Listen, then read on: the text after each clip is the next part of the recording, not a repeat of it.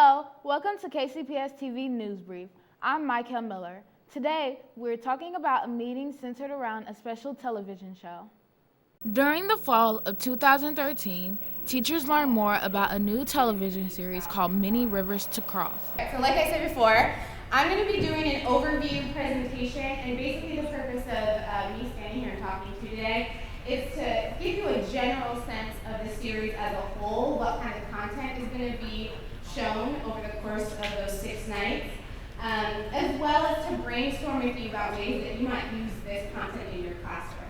From everything from lessons to even ways that you can work with your students to build self-esteem. Janice Fold, an outreach producer from WNET New York Public Media, explained why it was so important for teachers to implement this TV series into their lesson plans. I think it's really very important for people to understand our history and understand what has brought us to this point in our history and what has brought us to this point. We also got to talk to Amanda Granger, an associate outreach director. Amanda told us how important the TV series is to today's society. It's incredibly important. I mean, Henry Louis Gates Jr., who created the series and who hosts the series, he's obviously like one of the foremost African American scholars in our country.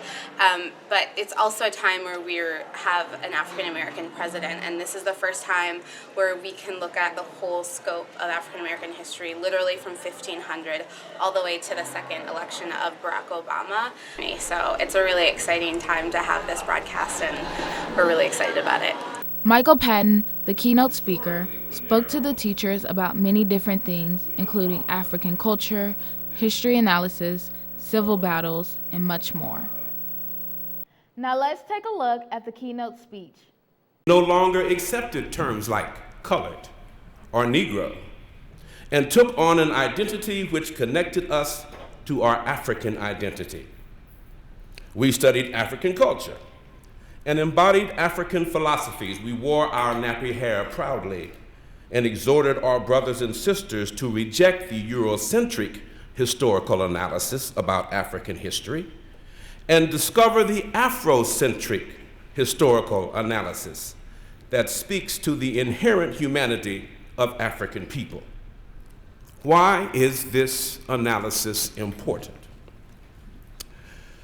For centuries, African Americans have fought 2 distinct battles. The first battle was to gain freedom and justice in a world that fought viciously to deny them. The second, and perhaps most important, was the battle against the effort to dehumanize an entire race of people in order to control them. Slavery, which was in essence an economic system, declared that in this country, slaves were merely property.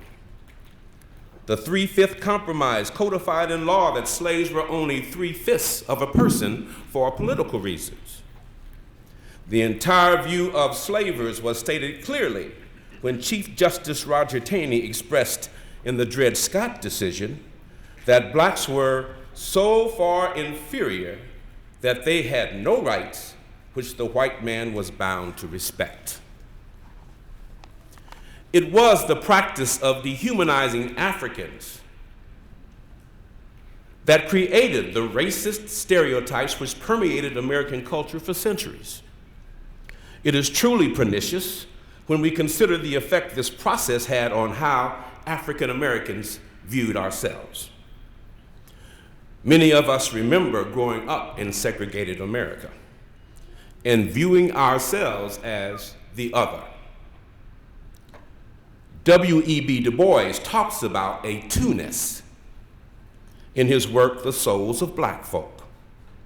One ever feels his two-ness, an American, a Negro, 2 souls, 2 thoughts, 2 unreconciled strivings, 2 warring ideals in one dark body, whose dogged strength alone keeps it from being torn asunder.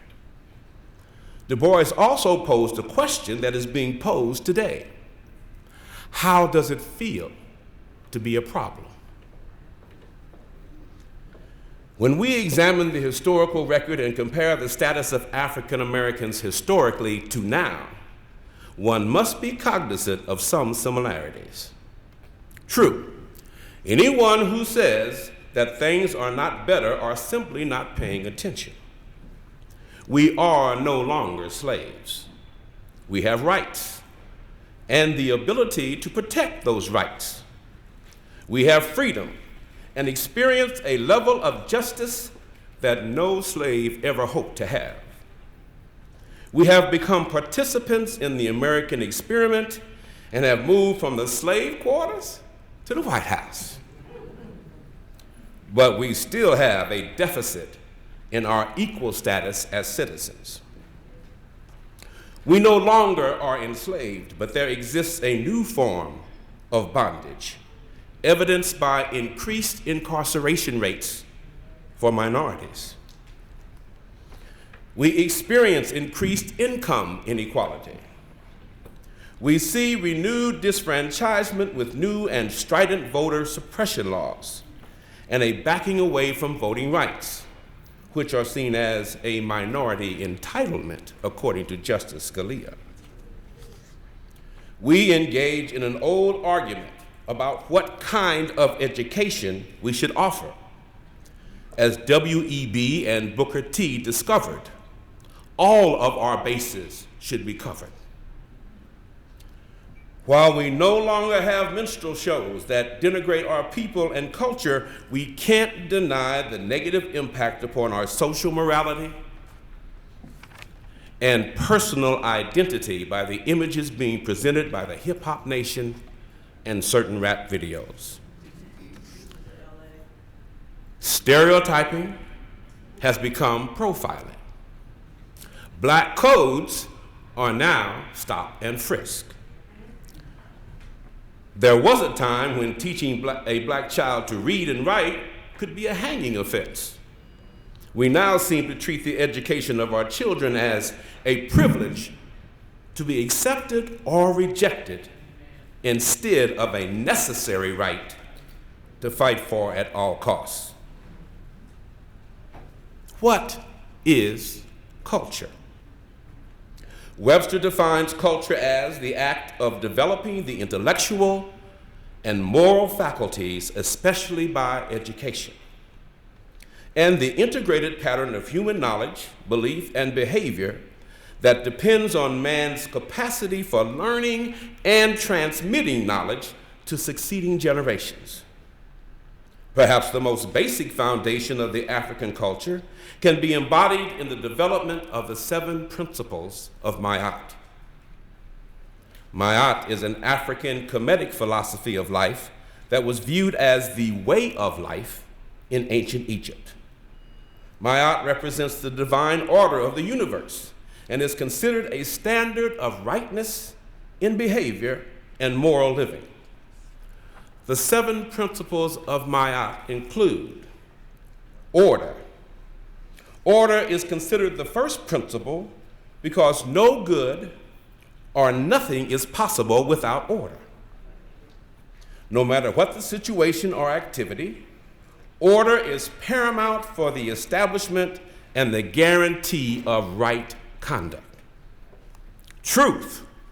One must speak truth and do truth,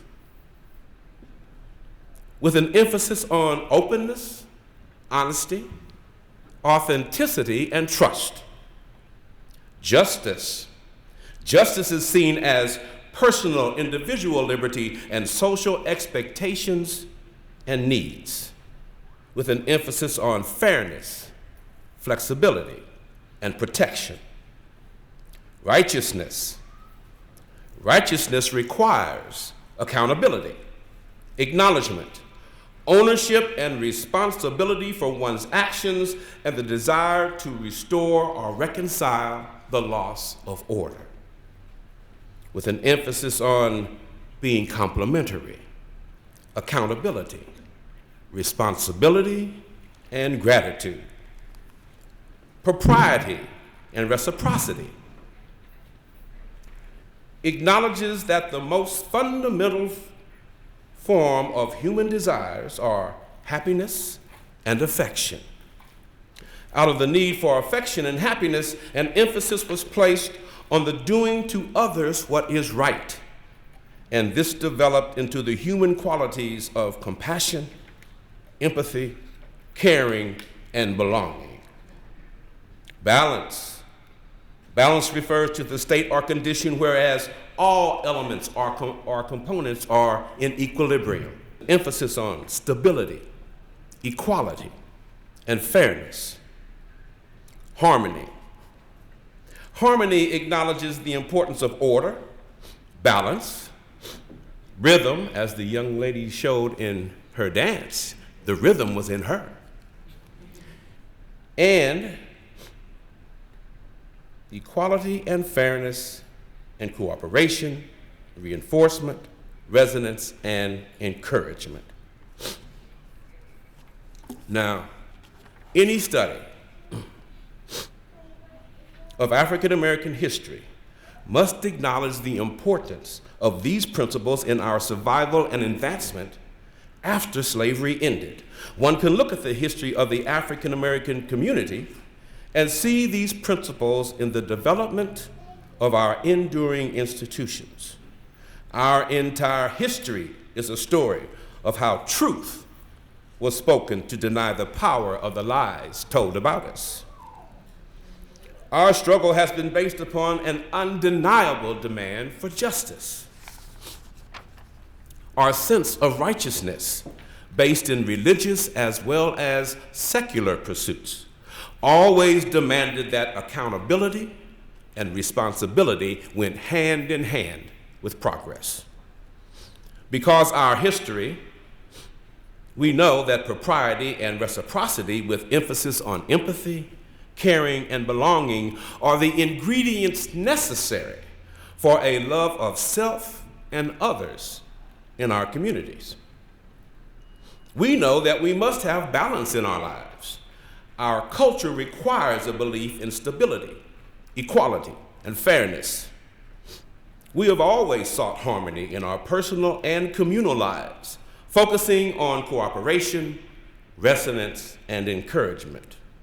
We have always demanded a system of order in our communities. We were aware that a lack of order led to chaos, and we know that our survival and advancement depended upon the orderly pursuit of freedom and justice. These principles point us to what was completed and what is yet to complete. I have concerns when Black life is held so cheaply that violence is becoming the status quo in our communities. I have concerns when I hear young people define themselves and others as they once again add a color to an insult. I have concerns when systems continue to miseducate our students and then socially promote them with no accountability from students, parents, or systems. I fear the abdication of strong moral and cooperative leadership in our community that allows for areas of persistent mediocrity to pose as real advancement or accomplishment. If we are to continue to advance, we must not forget those things which allowed us to defeat the horrors of our past. We must teach our history so that our children will know who they are. For it is certain that who we are and who we hope to be is directly related to who we were. Thank you.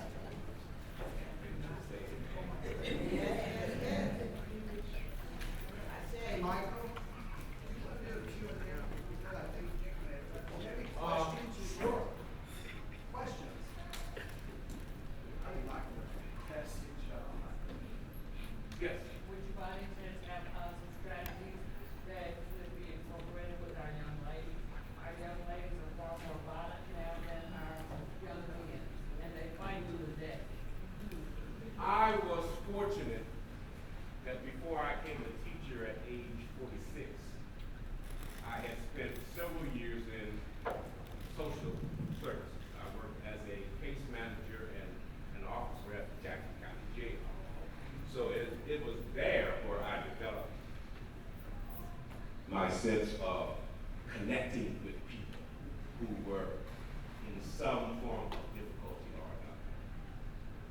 What I would do is challenge my students, challenge everything they thought about.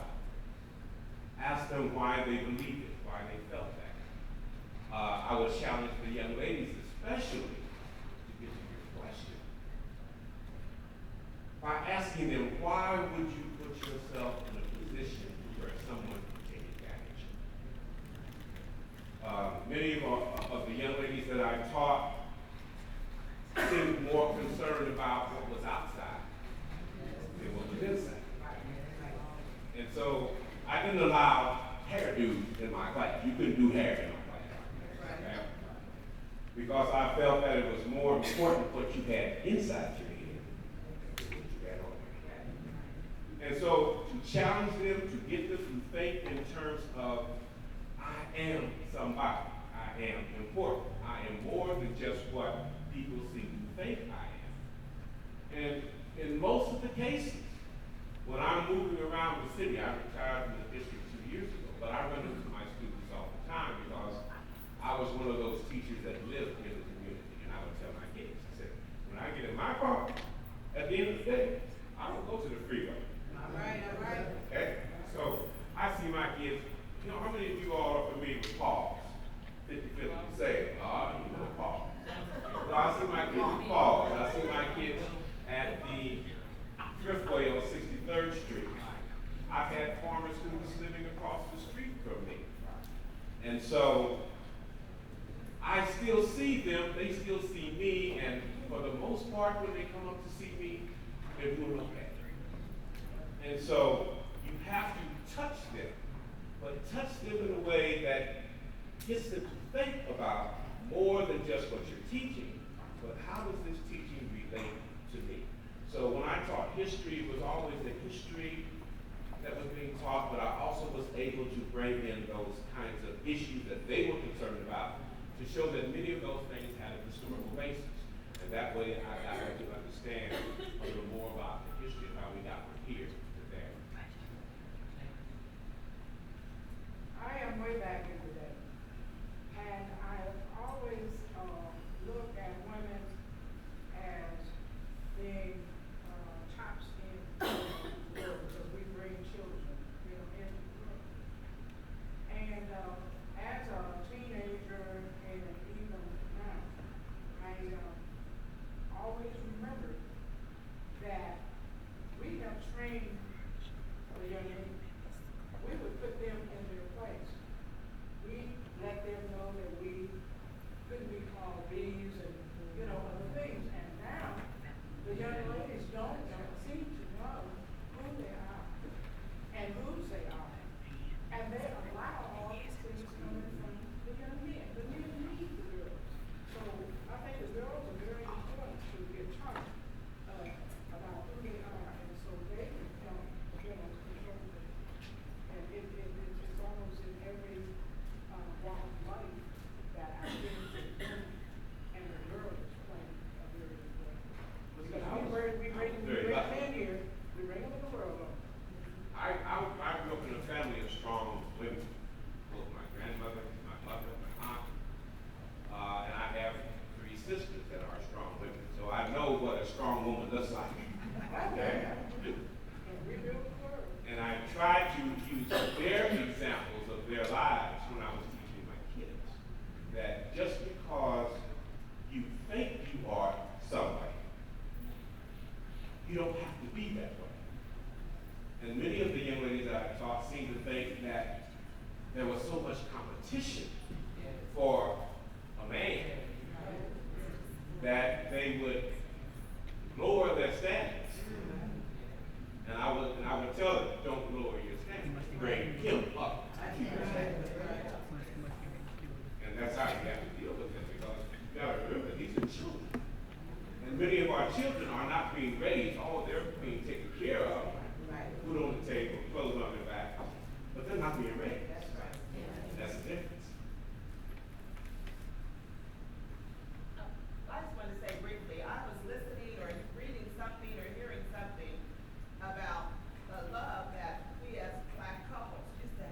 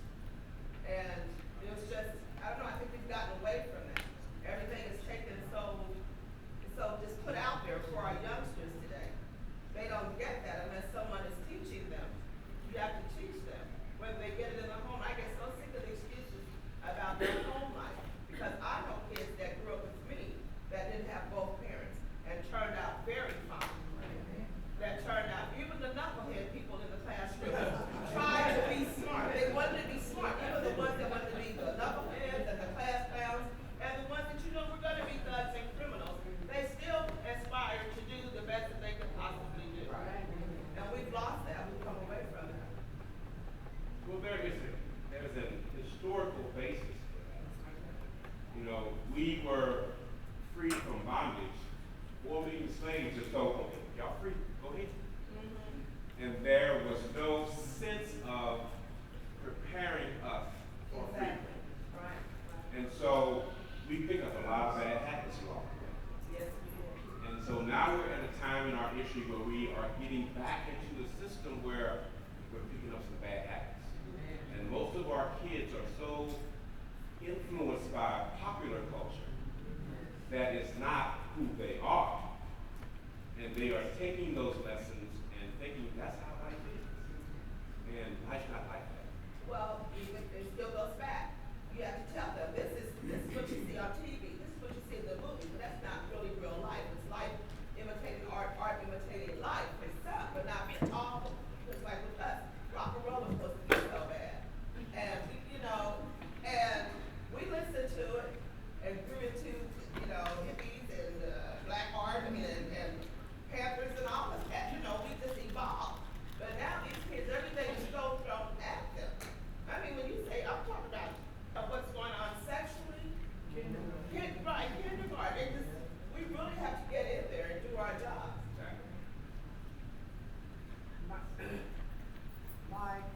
I took some notes of the things that you listed, but what is not on that list, and it may be too much for you to even try to touch. There were 3 things that I noted that were not on that list: science, technology, economics, in terms of the overall picture. And even in thinking of that, it made me reflect that, yes, what you said is true to our nature, but these other 3 areas, science, technology, economics, that we've not, in quotations, dealt with, and it's so huge now that I'm just wondering. We're not teaching our kids about economics. When most of you all probably started off your introduction to economics, somebody took you to the bank, you got a passbook, and you had to save it. Okay? It's not happening. One of the things that I had to decide upon when I taught a semester of economics, do I teach them theory or do I teach them about personal finance? And so I decided to teach them about personal finance. How do you control the assets that you have? Because we hear all the time about these athletes after they retire, after 5 years, they're broke. Now, how do you make millions of dollars and in a few years become broke? Because somebody did not teach you how to control your money. And so I hated teaching economics because it was all theoretical, but I enjoyed teaching personal finance because you could relate that to what they were going through. And so we talked about those specific kinds of issues that they were going to have to deal with. How do you pay your bills on time? What is the consequence of not paying your bills on time? And so our kids don't have a lot of information that is being given to them about that. And so they go out and they spend their money, don't save, and then wonder why they come up short. So we've got to start teaching them. That would be a great math lesson for those in elementary. Teach these kids about money and how to take care of it.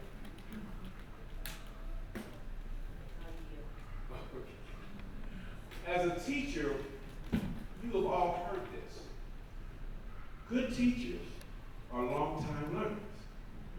So you're going to have to be involved with their learning in the sense that I don't have all the answers, so let's discover some things together.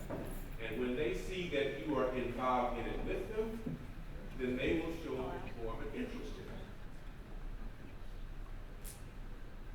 Yes. Hi, I'm Ms. J. I'm a math teacher at Academy Academy. I teach 7 and 8 math and also English class, but I mask it as one of my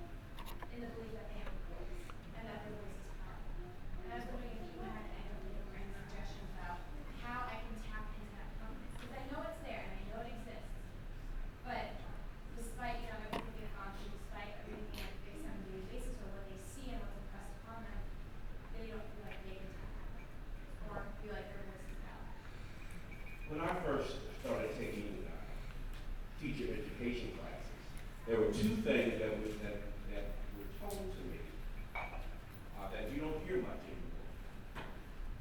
anymore. Schema and self-esteem. We have taught our kids that self-esteem is something that you just get.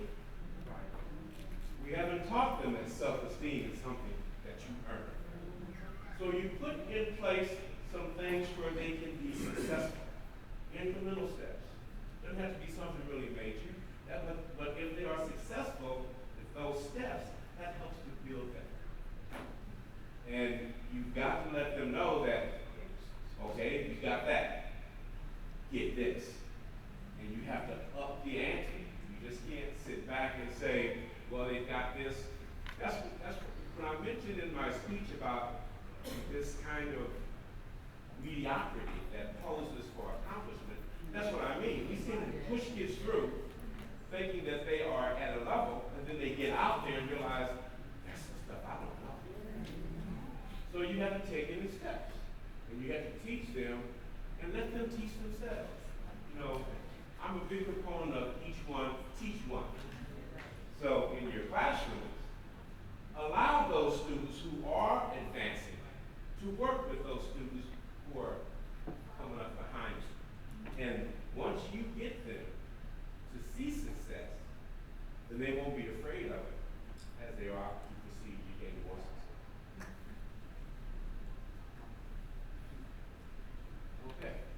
I'm gonna, you say you teach math? You say you teach math? Yes. Okay. Do you incorporate in your curriculum, are you exposing them to African Americans who are mathematicians in various industries and fields? Well, in the math class, the curriculum is really rigid, and so everything's came out from because I'm a subject. But in my computer class, that's where I get to play around and do what I want. You still can do it in Yeah. math. Well, You I still tried can- to. You still can distribute that information and have those images Yeah. posted and expose those young people to it. And also you can recommend a show at some time or another, or suggest that they watch Stand and Deliver. Encourage them to read the pack. Expose them to that, if you're not familiar with the book, expose them to it. It does very well, and the male students have been very receptive to that. Now, I'm going to say something that may be a little bit controversial and testy for some people. When I first started teaching in the Kansas City, Missouri School District, I learned very quickly that if I do it the way they say do it, Right. it ain't going to get done. That's right, that's right. So, you have to follow the format, Right. but as a teacher, you have to put something else in. Absolutely. Otherwise, you're going to.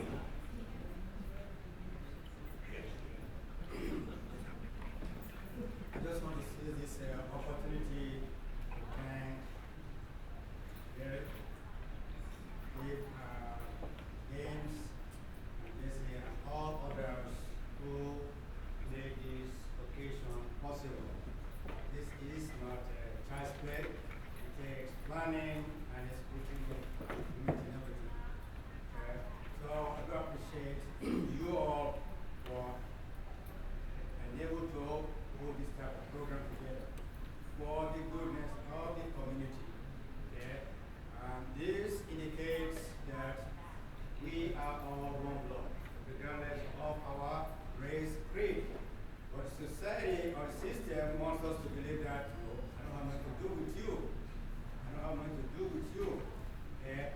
Or in the long run, the bottom line, it still comes to that we are one blood. My question is, then, is there anything we can do as a community to curb the alarming rate of incarceration of our young people? Yeah. I didn't hear his question. How to deal with the incarceration rates that are. The alarming rate, that's the word. The alarming rate of incarcerating our young black kids.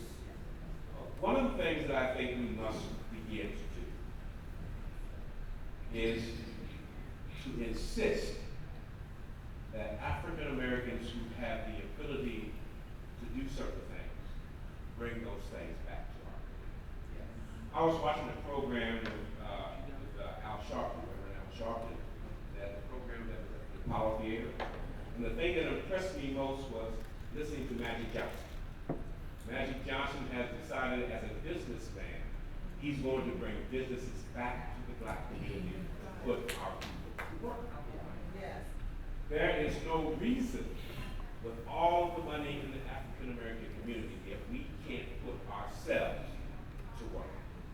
And I think if we had people who were working, if we have people who have other options, then we can lessen that level of incarceration.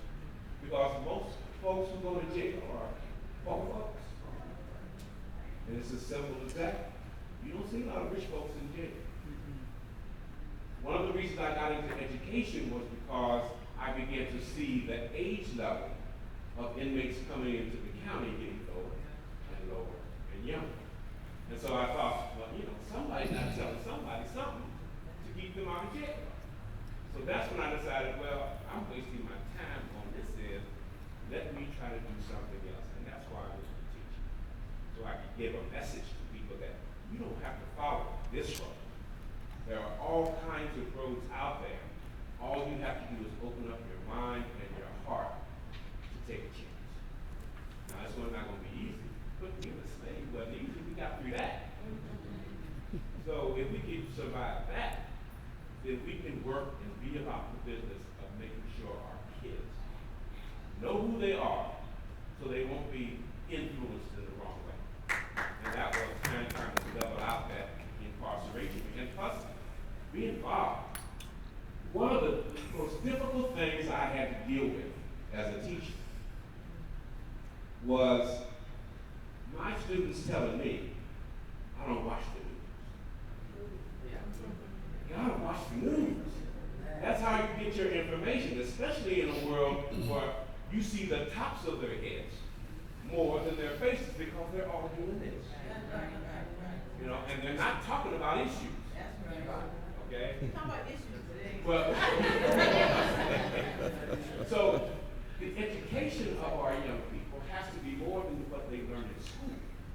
They need some life education about how to do certain things and how to be successful and how to recognize success. I told my kids the purpose of education is so that you can recognize that opportunity when it's coming your way. Because if you don't recognize it, right back. You know, I think Michael. Keep doing that, we're going to lose. We've got to stop losing. I think Michael could probably talk the rest of the night, don't you think? I really appreciate it. Michael, we thank you very, very much.